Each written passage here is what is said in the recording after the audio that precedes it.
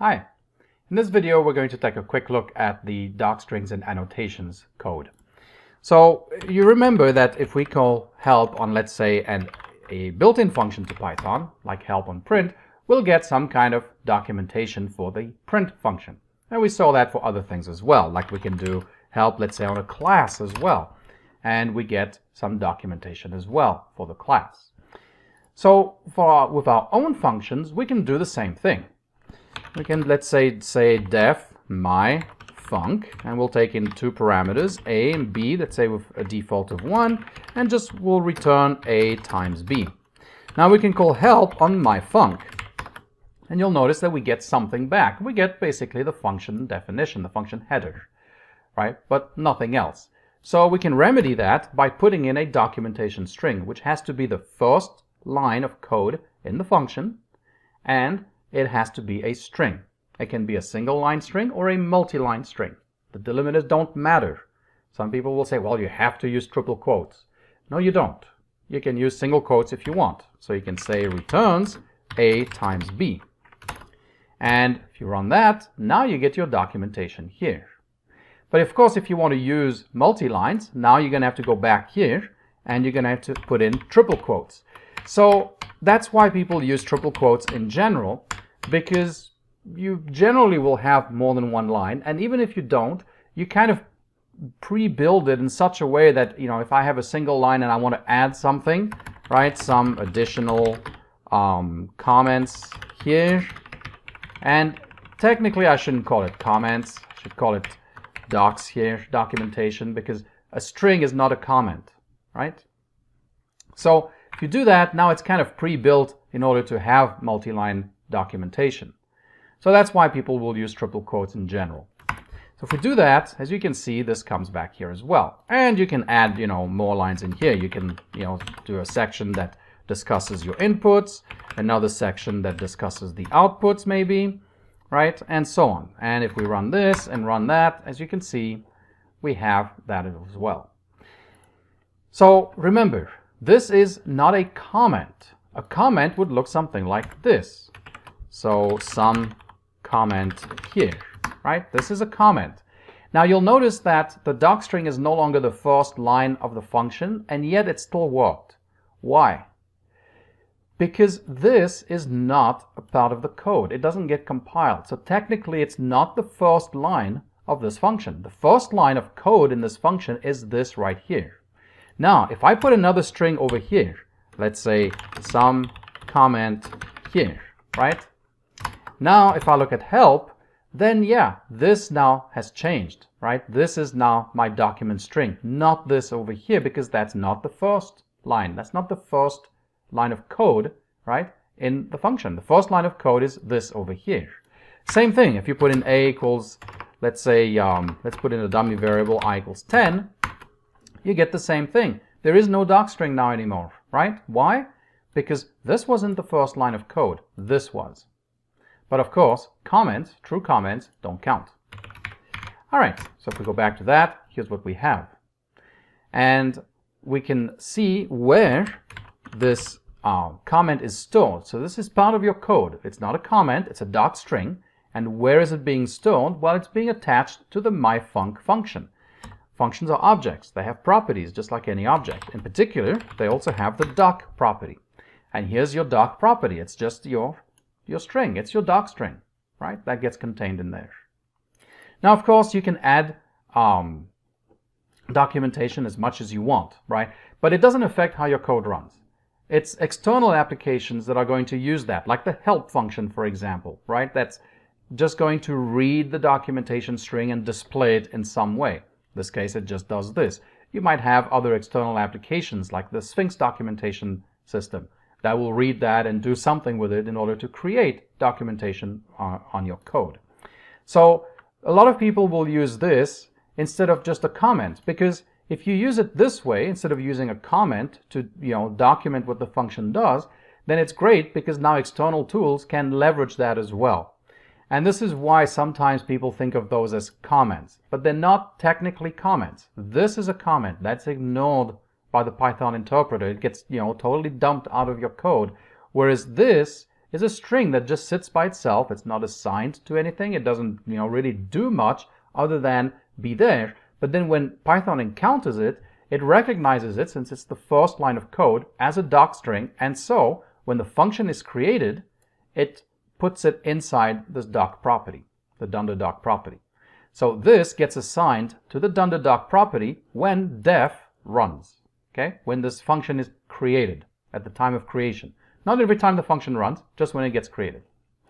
So we can go a step further. We can also start documenting the parameters themselves. So let's say we have this, def myfunc, we'll put in a, and then we'll document it, and the annotations can be any expression. So in this case, I'm just going to use a string.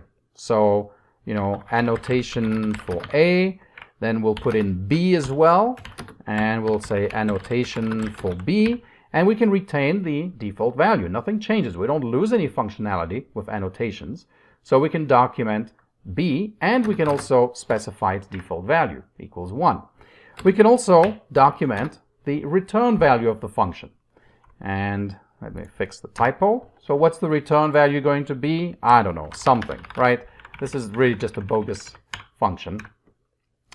And maybe something with a long annotation. Okay, now you'll notice what's happening here is that it's now going off the screen, right? I can't see everything together. So this is a great time to start using multi-line. And so here we go. Now we can finally end the function header, right, with the colon. And then we're just going to return a times b.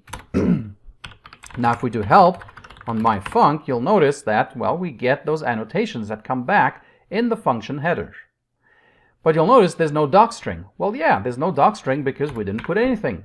So let's put a docstring in. Let's say, documentation for myfunc, whatever it is. Now if we do that, now we have the annotations and we have the documentation. So this means that the annotations are not stored in the docstring, right? In fact, if we look at myfunc dunderdoc, you'll see that it's just the document string. The annotations are stored in a different property called annotations. So dunder annotations, which will be a dictionary, and the dictionary will contain key value pairs. The keys are your parameter names and the values are your annotations. Now you can use any expression that you want for the annotation, which means we could do something like this. Let's say we have x equals 3, y equals 5, and let's def myfunc. It's going to take in a and b, or it's going to take in just a single parameter a, and it's going to return a times the maximum of x and y. So now this function here is referencing x and y, right, that are outside of its scope, but still in the module. So it's a global, it's these x and y are basically our global variables and global to the module. Okay, so what does that function do? Well, if I call myfunc, let's say on a, it's going to return a multiplied by 5, right, because the max of 3 and 5 is 5. Now let's go ahead and annotate that. Let's just say a is going to be some character, right? Some character. And what about the return value? Well, it's going to be the character a repeated how many times? Well, we don't know, right? It's going to be repeated. We're going to concatenate the max of x and y, okay? Because that's actually what we're doing. Now, of course, we're going to have to just cast that to a string. So we're going to have to create a string and repeated that plus times, okay? So this is what we're doing for the return. So now let's look at myfunc of a. That still works the same as before. And we can look at myfunc annotations, dunder annotations, and you'll see that this return was actually evaluated, right? It actually evaluated max of x and y. I probably should put in space there just to clean it up. Repeated, why do I have single quotes? Sorry about that. Let's clean that up. There we go. So the return is the character a repeated 5 times. Now, you'll notice that it actually did the max. It calculated the max. But you've got to be careful. Think back to when we're looking at default values for functions. Default values are evaluated when? At the time at which the function is created. So when the def is encountered, then the default values get evaluated, right? So for example, we could say b, let's put in another one, that's going to be the max of x and y, right? It's going to be equal to the max of x and y. So we can certainly do that. And if we print b out, right, it prints out 5. So that was the default value. But it gets evaluated when the function is created. And same thing with this over here. This annotation gets evaluated when the function is created. Which means that if I change, let's say, the value of x, let's say I make x equal to 10. Now if I call my func, right, with, let's say, a again, what are we going to get? Well, it's going to return a, repeated how many times? 10 times, right? Because now we're looking at the max of x and y. But you'll notice that the value for b hasn't changed, right? It's still 5. Why? Because this max doesn't get re-evaluated every time you call the function. It only gets evaluated when the function is created. At the time the function was created, x was 3 and y was 5, so the max was 5. And you'll notice that the same thing happens with the annotation. So if we look at help, actually let's just look at the dictionary itself.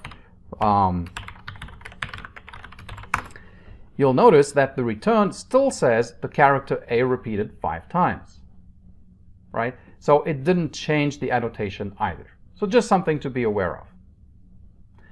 All right, finally, I said that, these annotations don't change what happens in your code.